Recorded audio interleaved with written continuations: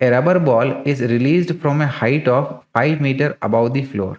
एक rubber ball है जिसको हमने फ्लोर से 5 मीटर की हाइट से सिंपली ड्रॉप किया है। It bounces back repeatedly always rising to 81 upon 100 of the height through which it false.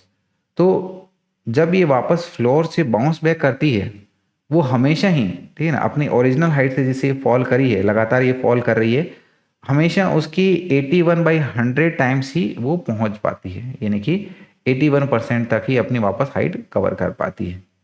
So find the average speed of the ball. तो हमारी बॉल की एवरेज स्पीड कितनी होगी ये हमें बताना है।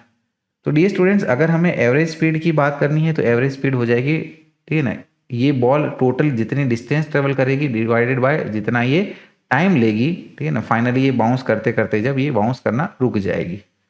तो देखिएगा डियर स्टूडेंट्स, हम लोग हमारी इस सिचुएशन को डायग्रामेटिकली थोड़ा समझने की कोशिश करते हैं।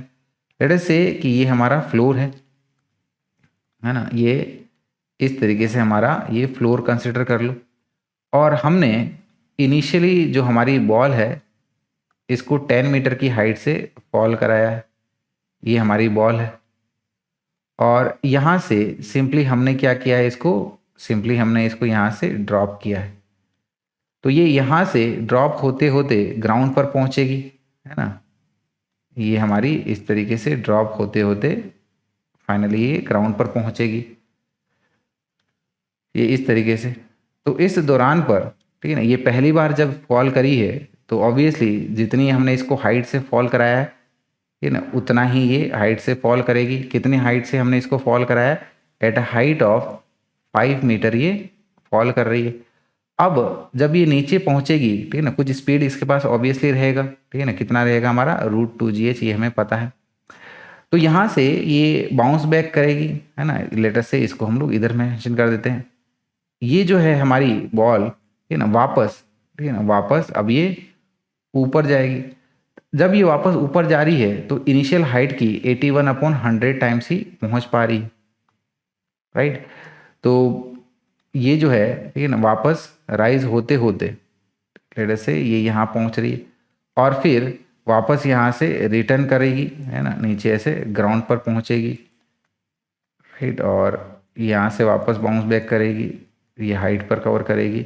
तो ये सिलसिला जो है वो चलता जाएगा हमारी इस बॉल के लिए, है ना, ये इस तरीके से चलती जाएगी।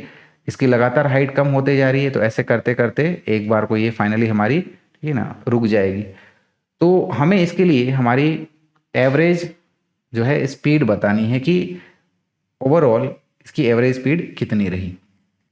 तो डियर स्टूडेंट्स, हमें ये पता है कि थ्रू कोएफिशिएंट ऑफ रेस्टिट्यूशन जो इसने ये हाइट कवर करी है, ठीक है ना, अब ये हाइट कवर करी है, जैसे मान लो ये हमारी एच हाइट थी, ये बाउंस पहले बाउंस होने के बाद में इसने H1 हाइट जो कवर करी है, it is always equals to E² upon में H, है ना।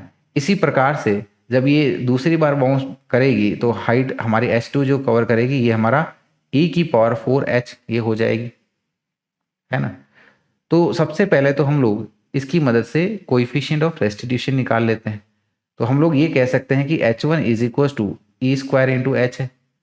तो from here we can say कि E² is equal to H1 upon में ये H हो जाएगा, और H1 अपॉन H, ठीक है ना, ये हमारा कितना है 81/100, है ना। सो दिस इज 81 अपॉन में ये 100 है। E² इज इक्वल टू 81/100 है हमारा, तो दोनों साइड का अंडर रूट लेंगे तो ये आ जाएगा E इज इक्वल टू √81 यानी कि 9, और √100 यानी कि 10, इट इज इक्वल टू 0.9, ये हमारा कोएफिशिएंट ऑफ रेस्टिट्यूशन। और इस कंडीशन के लिए हमें ये पता है कि जब ये बॉल टोटल डिस्टेंस कवर करने की बात हो, है ना, टोटल डिस्टेंस जब ये कवर करेगी, इसकी पूरी जो हम लोग लेंथ मेजर करेंगे, तो ये हो जाएगा, it is given by H into 1 + E² upon में 1 - E²। और टोटल जो इसने टाइम लिया है, ठीक है ना, बाउंस होते होते होते होते होते फाइनली जब ये रुक जाएगी तो ये टोटल टाइम इसने कवर किया है, इट इज इक्वल टू पहला time of fall into 1 + E upon में 1 - E। और पहला जो फॉल होने के लिए इसने टाइम लिया है, इसको डियर स्टूडेंट्स हम लोग बता सकते हैं as T is equal to, है ना, यानी कि हम लोग ये बात कर रहे हैं कि ये पहली बार जब ये यहाँ से लेके यहाँ तक जब ये फॉल करी उसने जो टाइम लिया इसको हम लोग कैपिटल टी से बता रहे हैं। दिस इज इक्वल टू, इसकी फॉर्मूला होता है root 2h/g। So it is root, ठीक है ना, ये हमारा 2, h हमारा कितना है 5 मीटर, तो 5 डिवाइडेड बाई 10, तो 2 इंटू 5 10 और 10 डिवाइडेड बाई 10 यानी कि हमारा ये 1 आ गया और रूट 1, दिस इज योर 1, यानी कि इसने 1 सेकेंड ये पहली बार फॉल करने के लिए लिया, राइट। तो टोटल डिस्टेंस है हमारे पास में, टोटल टाइम है और हमें बताना एवरेज स्पीड है। तो dear students obviously we know कि our average speed is total distance upon में total time taken.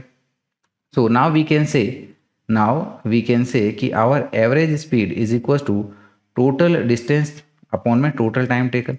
Total distance कितना है h into 1 plus e square upon में 1 माइनस ई स्क्वायर इंटू, ठीक है ना, डिवाइड में है तो इसको रेसिप्रोकल करके लिख देंगे, ठीक है ना। तो रेसिप्रोकल क्या हो जाएगा देखिएगा, न्यूमरेटर में हमारा 1 माइनस ई आ जाएगा और डिनोमिनेटर में t इंटू 1 प्लस ई हो जाएगा।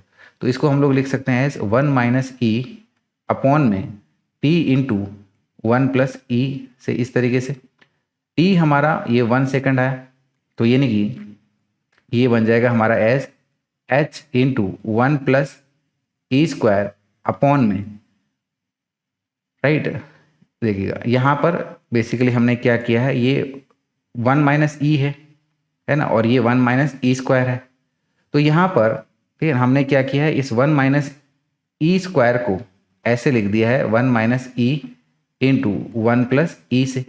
तो हमने ये 1 माइनस ई से 1 माइनस ई कैंसिल आउट कर दिया है, तो हमारे पास में ये टर्म कितना हो गया 1 प्लस ई, और 1 प्लस ई के साथ ये मल्टीप्लाई होकर 1 प्लस ई का होल स्क्वायर बना देगा। तो ये हो जाएगा हमारा एज 1 प्लस ई का होल स्क्वायर। अब वैल्यूज पुट कर लीजिएगा, हाइट ऑफ फॉल हमारी कितनी है 5 मीटर, 1 प्लस ई की वैल्यू 0.9, इसका स्क्वायर हमें करना है, डिवाइडेड विथ 1 प्लस ई की वैल्यू 0.9 इसका स्क्वायर इज इक्वल टू ये 5 इंटू 1 प्लस 0.9 का स्क्वायर यानी कि 0.81 डिवाइडेड विथ 1 प्लस 0.9 यानी कि ये हो गया 1.9 और उसका भी हमें स्क्वायर करना होगा। सो इट विल बी, ठीक है ना, यहाँ पर ये 1 प्लस 0.81 यानी कि 1.81 हो गया। तो this is 5 into 1.81 divided with 1.9 का स्क्वायर विच इज 3.61, और 5 इंटू 1.81 करेंगे तो ये आ जाएगा हमारा 9.05 डिवाइडेड विथ 3.61, और 9.05 को 3.61 से डिवाइड करेंगे तो ये आएगा हमारे पास में 2.5 मीटर पर सेकेंड। तो ये हमारी एवरेज स्पीड हो जाएगी इस ऑब्जेक्ट के लिए। तो इसी को हम लोग हमारे ऑप्शन बी में ऑब्जर्व कर पा रहे हैं, तो यानी कि यही हमारा करेक्ट आंसर हो जाएगा, राइट।